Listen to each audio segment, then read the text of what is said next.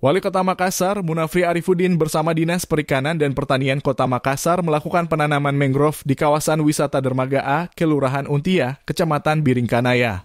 Penanaman ini dilakukan sebagai bentuk komitmen pemerintah Kota Makassar untuk melestarikan lingkungan khususnya di daerah pesisir Kota Makassar.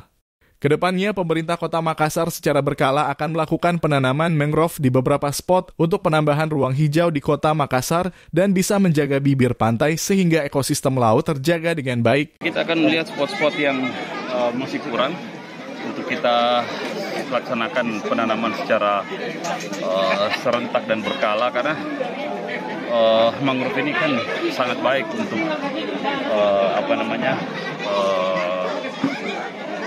penambahan ruang hijau Kota Makassar ini melalui penanaman mangrove, dan ini bisa menjaga bibir pantai kita supaya tetap terjaga dengan baik sehingga ekosistem laut itu masih bisa dijaga dengan baik.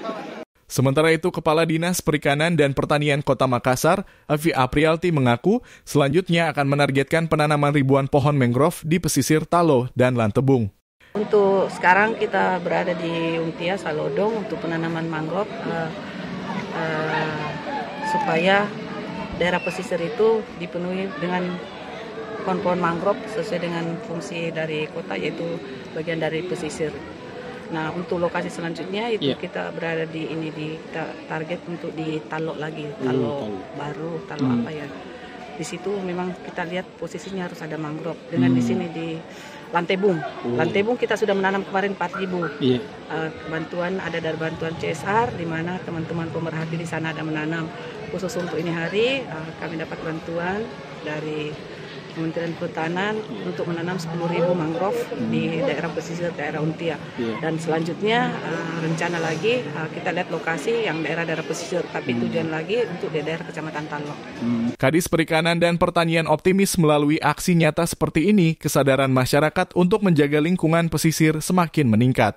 Kawasan wisata mangrove Dermaga A Untia pun terus dikembangkan sebagai destinasi edukatif dan ekowisata unggulan di Makassar. Mulyadi, Fajar TV melaporkan. Terima kasih telah menonton. Jangan lupa subscribe, like, comment, and share. Saksikan terus informasi terbaru dengan menekan tombol lonceng hanya di channel Fajar TV.